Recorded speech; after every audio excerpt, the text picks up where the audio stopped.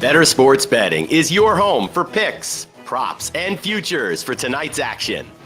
Bettor Sports Betting wants to know what picks you're playing tonight. Tell us in the live chat on YouTube, Twitter, and the Bettor Sports Network app. This is Bettor Sports Betting with Fantasy Alarm's Dan Servodidio. What's going on, everyone? Welcome back in here to the Bettor Sports Betting Show here on Bettor Sports Network and Fantasy Alarm. I'm with John Impemba today, filling in for, I guess Fancy was filling in for Howard yesterday, but John's always here on Tuesdays. I'm here on Tuesdays, man. I'm rocking with you, at least for this week and then next week, and then I'm on my honeymoon. I'm gone for 2 weeks, so you're gonna have a new co-host on Tuesdays. We'll let you go on your honeymoon. We'll let you do that. Thanks. What's up, John? We got some NBA finals to recap from yesterday, but tonight we got the Stanley Cup Finals Game 5 to preview and give some picks out for. And we both have plenty of MLB bets on a stacked slate tonight on Tuesday. Yeah, 14 games on the main DFS slate. Obviously, there's a few games there beforehand. So basically, if you're a Major League Baseball team, you are pretty much on the slate today, which just gives us all of the bets in the world, right? There are a billion hitter props, pitcher props, run lines, game lines, inning lines, you name it. It's out there to bet today on the MLB slate. There's some pretty good matchups as well, which again, we're going to dive into some of our favorite bets for the day. But those of you who've already looked at the boards across, DraftKings or FanDuel, whatever sportsbook you're using out there, there's certainly some juicy matchups to target. Yeah, we'll have plenty of ways to go. Player props and money lines, run lines. You mentioned I definitely got an over under I want to give out a little bit later. But wanted to start just giving our initial reactions to the Denver Nuggets winning the NBA Finals. Yesterday we had Adam Rodas on, and Justin Fensman, I mentioned, was co-hosting with me, so we got into a ton of plays and picks. It was a little closer than the spread indicated with the Heat, but the Nuggets got it done, and wouldn't you know, they are favorites to win it next year, to win the NBA Finals next year. Small favorites, but, they are possibly going to back-to-back. I mean, what's your reaction from last night?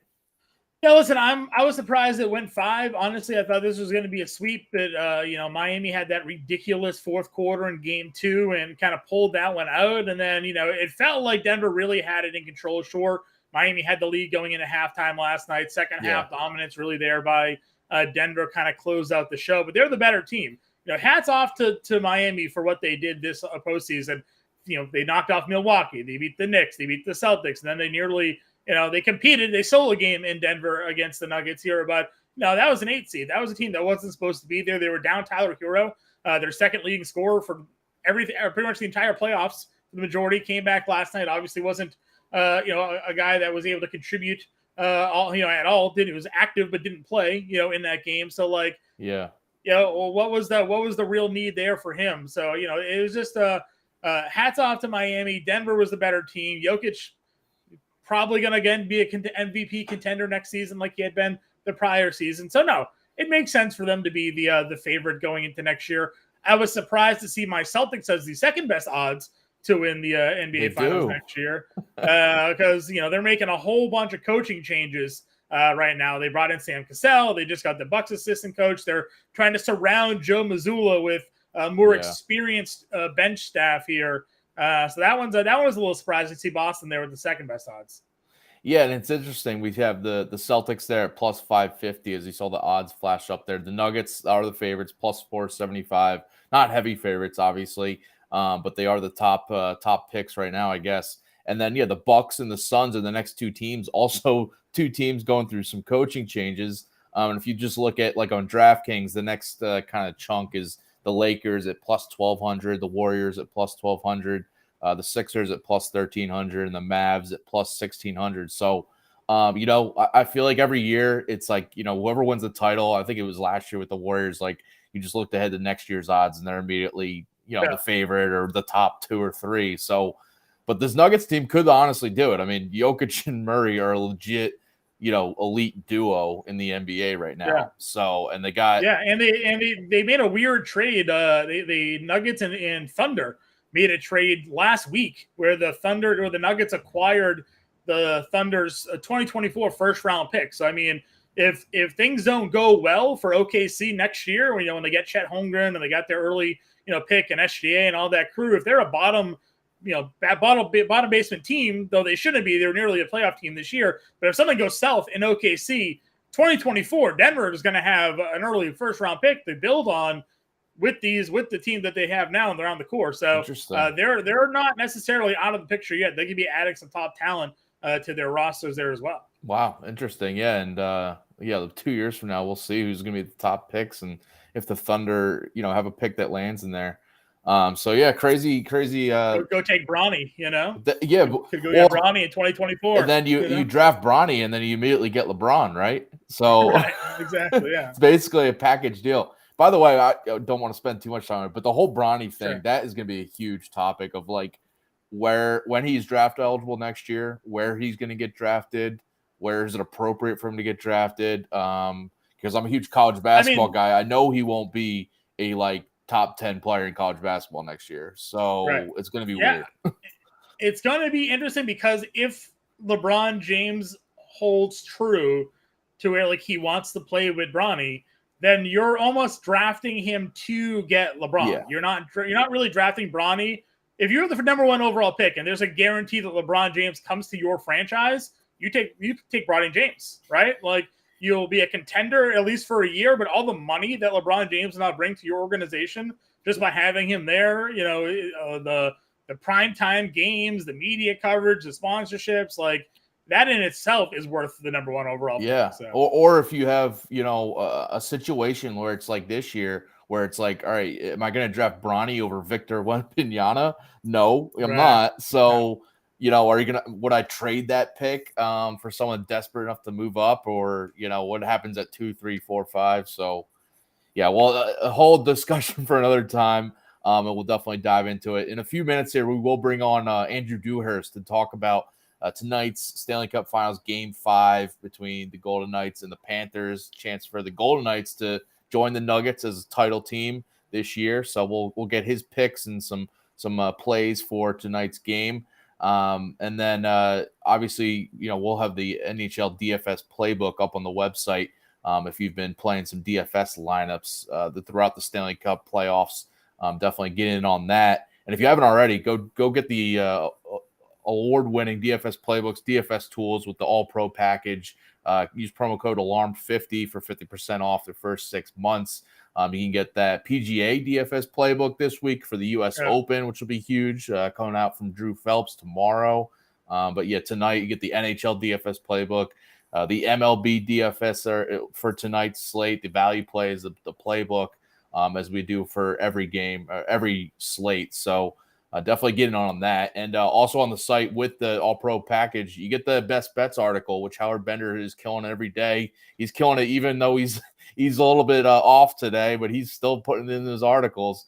Even though he's at FSGA right now, but his Best Bets article for MLB is definitely up there, and you want to lock that in. Speaking of that, let's get to our MLB Best Bets for tonight's slate. What do you got for your top pick tonight, John? Yeah, I'm going Corbin Burns over 7.5 strikeouts here. It's plus money over on DraftKings at plus 115. Burns has really started to turn the corner when it comes to his strikeout potential over the last handful of games for him here. And then if you're looking at his opponent here tonight, they have one of the highest strikeout rates. And when I say one of the highest, they have the highest strikeout rate against right-handed pitching over the last 2 days. Is at 30.7%.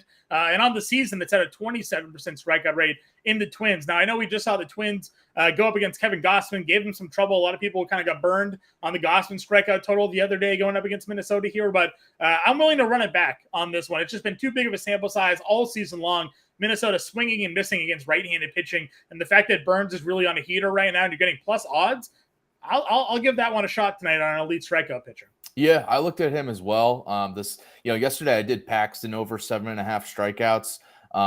As you know, a Red Sox fan, he got to the 8, even though the Red Sox lost that one. On his last pitch. Yeah, I took that one too. Elias Diaz had a 10-pitch at bat before he, in his second to last hitter, blew through his entire pitch count. It was super annoying, but luckily he struck out Grichuk there to end that inning and get the over. He got the over there. Yeah. So, but yesterday in the show, Fensty was saying the 7.5 strikeout props are a little too risky for him to really pull the trigger there. But I like the Burns 7.5 again in this matchup, as you mentioned. I mean, that offense is striking out a ton. The Twins are. So, Yeah, I can back that. My best bet is the Astros on the run line, and this is actually a pick by Howard. I locked this one in before I saw Howard put this in of his best bets article, so I'm glad we're agreeing on it. But the Astros going against the Nats here. It's Hunter Brown against Patrick Corbin. Corbin's been a little weird, having some decent outings at times, but he still has a 6.20 expected ERA this year. And now he has to face an Astros lineup that's been smashing left-handed pitching with a 4.01 WOBA over the past 2 weeks. Even though Alvarez is out for the Astros right now on the IL there, I still, this lineup is real dangerous against lefty pitching. So I'll back the Astros here and give Hunter Brown plenty of run support, because Brown, he's been really good. His FIP and expected ERA both lower than his ERA, which is at 3.69. Yeah. Some good numbers here, and he's had some of his metrics, a high BABIP and a lower left on base rate. I think he's gonna be having some better outings going forward. And he's facing a Nats team that's terrible against right-handed pitching all season, and especially over the past 2 weeks, the past week, just a bottom 5 offense against righties. Yeah. So I think Brown is going to do his thing and get plenty of run support from the Astros offense behind him. And the run line at home for a home team is a little risky, but I think it's still worth paying it and backing them to win, at least by 2 runs here. Yeah, my lone where we win going up against Nationals, they just don't strike out. They put a lot of balls in play, and sometimes that goes good for you, sometimes it goes bad for you. We saw Zach Wheeler a couple starts ago, just single. Next thing you know, he gave up 8 runs. You're like, what happened? It's like the Nationals just singled them to death. It's just what they were doing, because they don't strike out. And so Hunter Brown's going to have to get that ground ball rolling here tonight. But I agree with you. Starting to turn around. Jose Abreu starting to maybe heat up a little bit. He had back-to-back games on homers. Yeah. So their lineup tonight's pretty interesting too. They have Yanier Diaz as their DH, so they're kind of double catching with Maldonado at catcher here tonight. And no Corey Julks, which is upsetting because he was my favorite value play on the DFS slate. So we're going to have to make some pivots there when it comes to tonight. Yeah, you got some time before the MLB DFS show coming up at 5 o'clock Eastern. So definitely tune in for that with James to get some more thoughts on that Astros lineup, and hopefully it gives me a win in the run line there. Let's shift gears to the Stanley Cup Finals tonight, Game 5, and bring on Andrew Dewhirst, one of our Fantasy Alarms NHL writers. What's up, Andrew? Great series here. We got Vegas trying to close it out tonight. Thanks for joining us here, though. Yeah, no problem. Just how everyone drew it up, right? Vegas in 5. Yeah.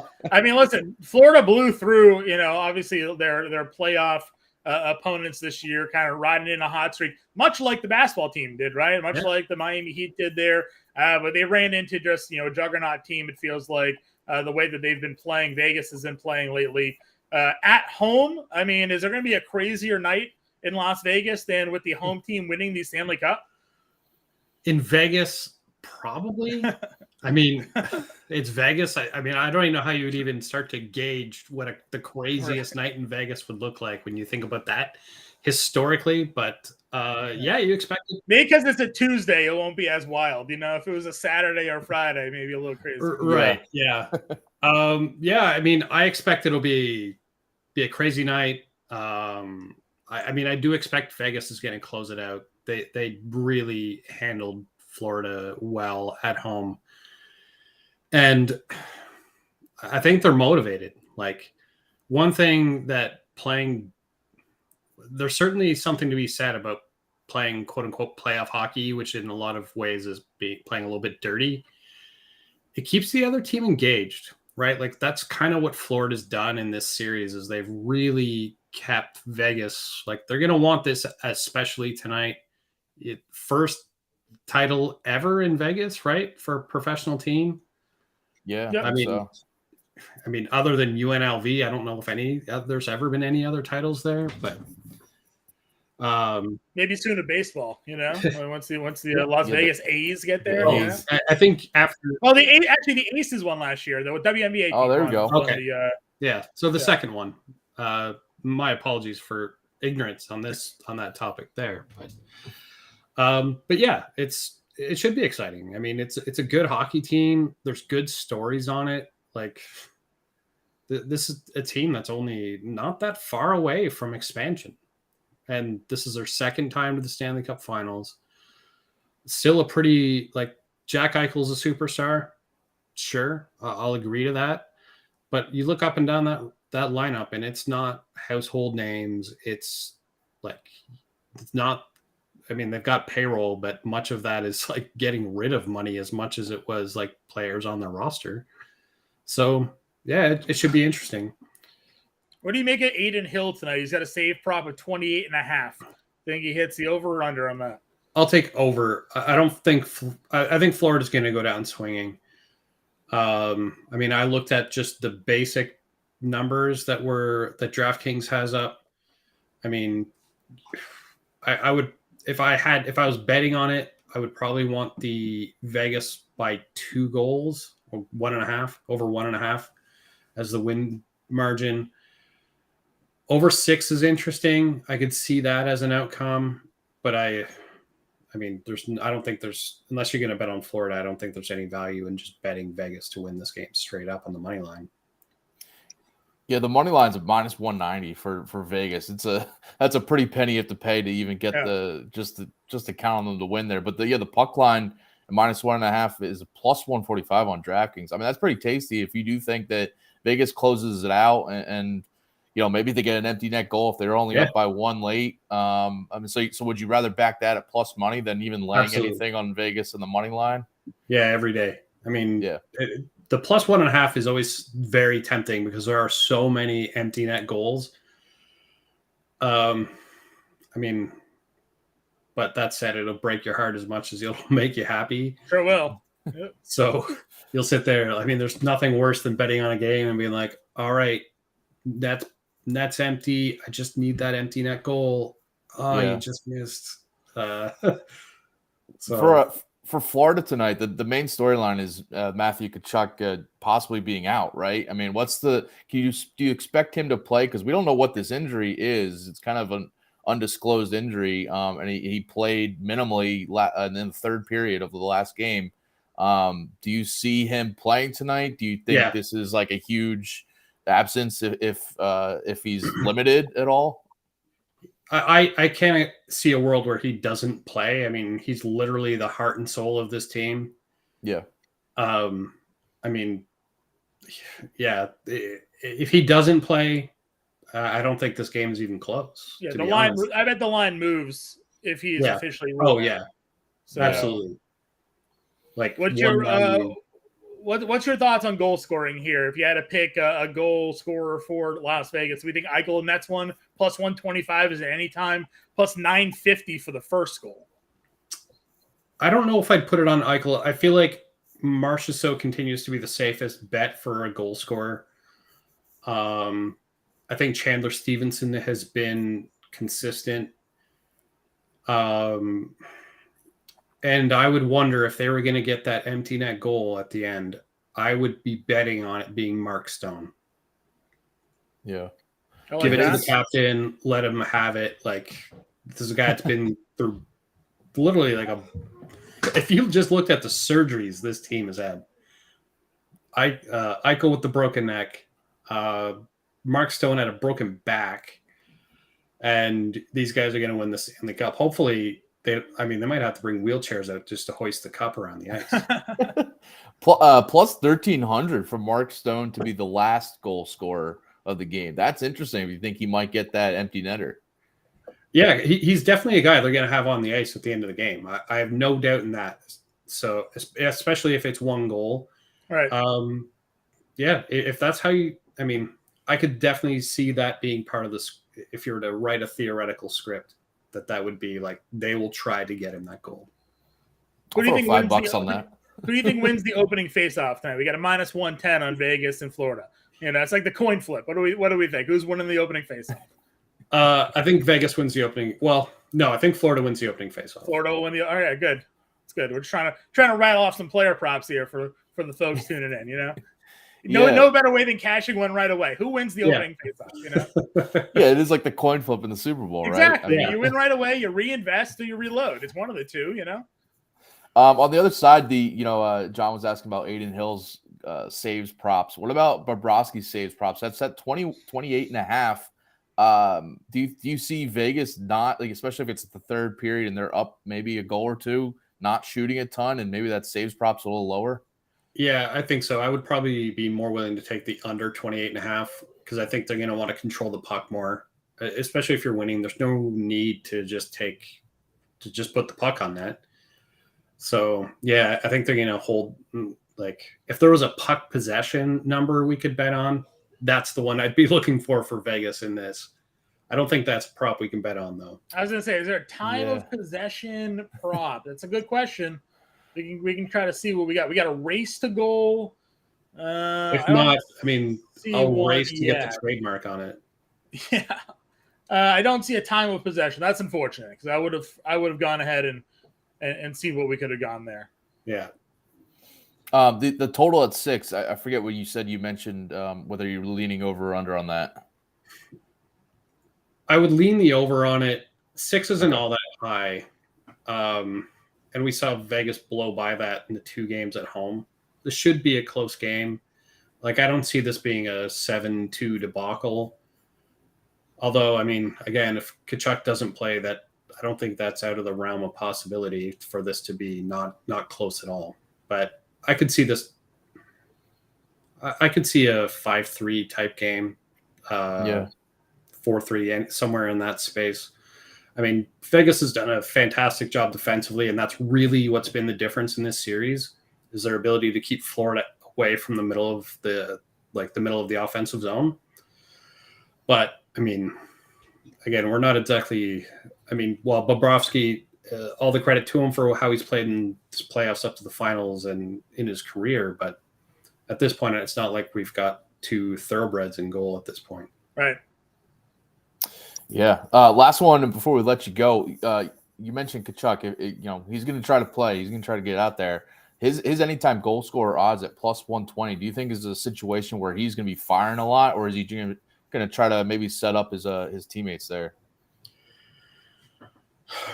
If he was healthy, I would say he would probably be shooting a lot. I would take it the over on his shots if I was playing on underdog place like that. Yeah. In this case, it's really hard when you don't know what the injury is, right? Like, I know, right?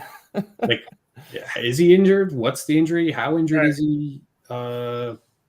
Like his shots on goal on DraftKings over under 3.5, and the under is the favorite there. But yeah, 3.5 is the line. I mean, that's pretty high for. It's one of the highest in the whole game in general. So yeah, 3.5. I mean, I'd be tempted to take the under on that, knowing that there's an injury. Yeah, if it's a wrist injury, if it's an upper body injury, even if it's lower body, like, you can't really shoot the puck very well without your legs, and you can't skate really well. Like, yeah, I would definitely want the under on that right now. Gotcha. Might be a nice pairing with the goalie props on saves. Yeah, a little same game parlay there. You could get the unders on both, and you just take the under 6, like you were saying, like, just root for an overall lower scoring battle. I mean, yeah, it was 3-2 last game. I mean, we could easily see another 3-2 battle here. So yeah. Well, Andrew, appreciate you joining us here, and throughout the playoffs here that we've had you on. I'm sure we'll have you on again to talk some off-season, signings, futures, and all that here on the show. But appreciate it, man. No problem. Thanks, guys. Thanks, Andrew. Talk to you later, man. All right. So, yeah, you can follow Andrew on Twitter at Andrew K. Dewhirst, and him and Chris Murray are doing the NHL DFS for Fantasy Alarm and have been all season. So in a little bit, we'll probably have that NHL DFS playbook up on the site on Fantasy Alarm. So, again, use promo code ALARM50 to get the all-pro package there. Build your DFS lineups for tonight. And a reminder, after us today, it'll be John and James doing the MLB DFS show for a full hour, helping you guys build lineups for tonight's stacked slate of games. So definitely tune into that here on Bettor Sports Network. Let's get to some more of our MLB best bets. We gave out our top 2 picks, but we both got some player props that we like, and I know I got a couple games that I'm targeting. So what you got next for us? Yeah, I got Max Scherzer over 6.5 strikeouts. It's kind of juiced up. It's minus 165. So maybe it's something that you parlay with or something that you kind of, to maybe take an alt strikeout line, maybe go for 7 and see if you can get a little bit of better odds on that one here. But the Yankees lineup, we saw it earlier this year. When the Yankees lineup doesn't have Aaron Judge, it just lacks some bump, right? They're just less appealing here. So I'm going to go the way Scherzer's been pitching lately. And just go the over 6.5 strikeouts here for him. They have a 24% strikeout rate over the last 2 weeks against right-handed pitching. And the offense just in general has around a 23% strikeout rate against righties. So now that Max the pitch count's up over 103 straight starts for him. He's looking healthy and the strikeouts are following. I'm going to go Scherzer over the 6.5. And again, if you can find maybe a little bit of an alt strikeout line somewhere to help you out a little bit there with the minus 165, you could probably take it. But I think this one's a pretty good one. Yeah, that game in general, you get Severino against Scherzer. The total is 7.5. I'm seeing, and it's really tempted to take the under, but it's also just two pitchers that just haven't been the studs that they've been. But I think if I'm more confident on any side, it's Scherzer against that Yankees offense without Judge. So yeah, I like that one.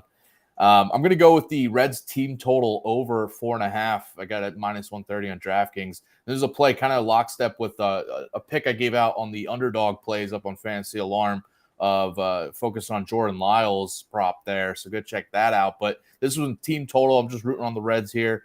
The Reds, since Ellie De La Cruz has been in the lineup, but people might have been overlooking them, but they've been averaging 5.4 runs per game with De La Cruz there, hitting from the 4-hole. They're a top 5 offense over the past week with him against right-handed pitching with a 369 WOBA. They're not striking out a lot, 17% K rate. So this is why I'm, kind of looking at Lyles, where he's not a high strikeout pitcher. I think he's going to run into trouble here. And he's allowed at least 5 runs on his own, taking out the bullpen in 6 of his last 8 starts. And the Royals bullpen is a bottom 5 unit over the past 2 weeks too. So I think Lyles with his 6.84 ERA this year is going to struggle against the Reds here with De La Cruz, just giving them a bit of a surge. I mean, he's stealing bases. I might have a play coming up in my home run calls from the Reds too, because I just think Lyles is going to have some issues here. Yeah, I said when they called up Ellie De La Cruz that maybe even to you, but definitely to Grande during the DFS show, sometimes you just bring that type of player into a locker room, into a lineup. It just changes the entire dynamic about how a team feels about themselves. They feel like now they actually have a chance, like he's an impact hitter. Pitchers have to pitch guys differently now because they have to be worried about getting guys on base. They don't want to walk you. They have to pitch to you. And in turn, everybody's just getting better balls to hit. And then Ellie's, driving them in or at least impacting how the rest of the team goes. So I like that one. And to kind of piggyback on you, I'm going Tyler Stevenson over 1.5 hits, runs, and RBIs. This is a guy that's starting to heat up. He's been a really good hitter the last couple of seasons, got off to a slow start this year, but beginning to turn it around. And as you mentioned, just Jordan Lyles in general, an absolute trash can, gives up a lot of home runs, and guys should be on base in front of Stevenson here in this game. So I like the opportunity for him to get an RBI single or whatever here and cash this one. So minus 120 over on DraftKings Sportsbook, Tyler Stevenson over 1.5 hits, runs, and RBI. Yeah, I think it was you on the show, on this show, when De La Cruz got called up. You said exactly what you just said, is that he was going to make the whole Reds offense just a little bit better. Like, guys like Stevenson, guys like Steer, Friedel, like all these guys just having a little bit more confidence at the plate, especially knowing we got a guy like De La Cruz going to come in and take our jobs. I mean, well, take your jobs, but also if I get on base, this guy can literally knock me in one swing, right? They really didn't have that in that lineup, Joey Votto obviously hasn't been there this season. He was their big power hitter for a decade. This year you looked at that lineup, you're like, well, who's their home run hitter? Like Fraley, Friedel, Steer, where's the power coming from in this lineup? Wasn't really there. Now all of a sudden Ellie's there, and it just changes the dynamic of that offense.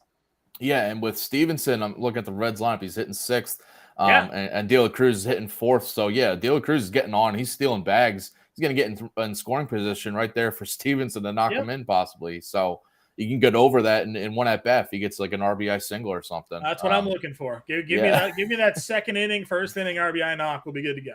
And I'll be good if they go over their team total. So yeah, we'll be good there. I'm going the over in the White Sox Dodgers game.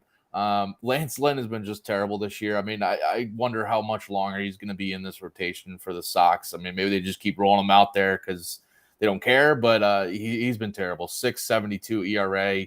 Over his past 2 starts, he's allowed 13 total runs. And the Dodgers come in here at home, top 5 offense at home, but a top 5 offense this year against right-handed pitching. And the bullpen has struggled for White Sox in the past. Then they brought in Hendricks, and they kind of shored up a little bit. But Hendricks is back on the IL, so I think the Sox could have issues after Lynn exits, possibly early here. And then on the other side, it's Tony Gonsolin. He's a guy I've targeted a couple times, and it's paid off here and there. But I'd expect some bad outings coming. His BABIP and his left on base rates are really concerning and below his career averages. I think you nailed it against the Brewers a couple starts ago. Yeah, I think you had it on. I think it was on the same show with you, and I was like, "Well, he's got some really good numbers." Like, yeah, but look at his xFIP and FIP; they're terrible. It's like they are very bad. They are very bad. I think that night he ended up getting hammered. It might have been the Brewers there, but every time and the White Sox aren't a good offense. I admit that, but I'm just looking at the Gonsolin side of it, and you mentioned so his expected ERA is 4.57. His FIP is 4.47, and he's got a 2.21. He's at the lowest strikeout ERA. rate of his career. Lowest strikeout rate of his career. Right now. Low strikeout rate, and he's also got a concerning walk rate too. This is another thing. So you just kind of put it all together.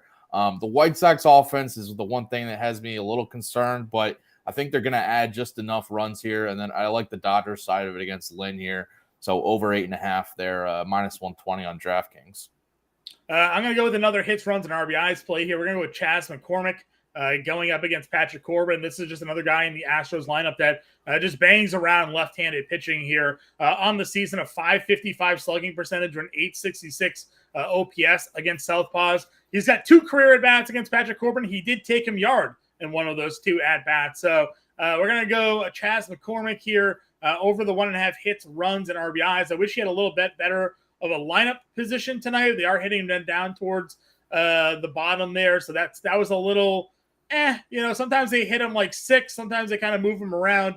But I think I saw the lineup. Now I can't even find 7th. it. 7th. Yeah. Okay. So they moved him down a spot. I'm still okay with it. I think Houston puts guys on base frequently in this one. And he just has the power to knock one out. So give me Chas McCormick over the 1.5 hits, runs, and RBIs there. And it's only, was it -110, I think, -120 over on DraftKings Sportsbook, -115 over at DraftKings Sportsbook. So I like that one here today.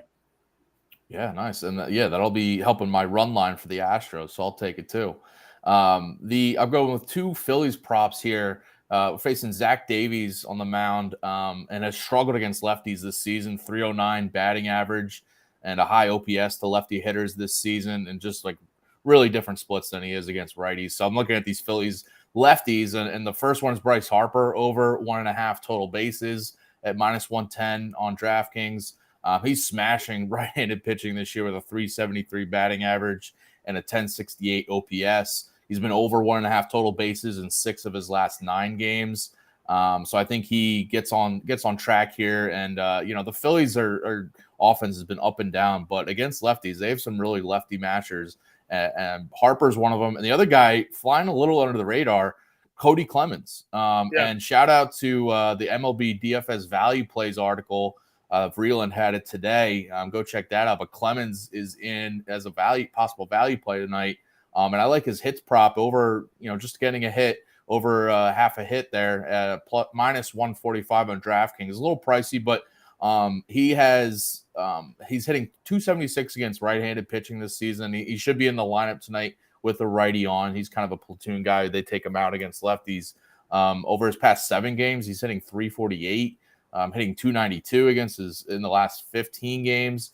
And get this, he's hit safely in 6 straight games he's started, and in 12 of the last 15 games he's started. The guy is he's quietly just a hit machine in the bottom of the Phillies order there. So I'll take him to get over a hit here just because of that lefty on righty matchup. I like that one. Grande has been all over him in DFS land because he's been free. He's probably dirt cheap, right? Yeah, he's free. Every night he's like $2,500 or cheaper. So he just kind of throws him in the lineup there. My last play for today, I got Reese Olson, the Tigers pitcher, over 2.5 earned runs. I was surprised that this was only minus 110 going up against Atlanta. Atlanta is one of the best hitting teams against right-handed pitching this season. A ton of power as well here. And I know this kid's made a couple of starts and he hasn't given up too much damage, but hasn't really faced anybody. He faced the Phillies and the White Sox, 5 innings in each of those games here. I mean, this is just a different animal of a lineup that he's about to go up against with Acuna and Olsen and Albies and Murphy and like that whole crew. So to get like almost even money on the over 2.5, I was willing to take the run on it. So give me Olsen over the 2.5 earned runs here. I like it.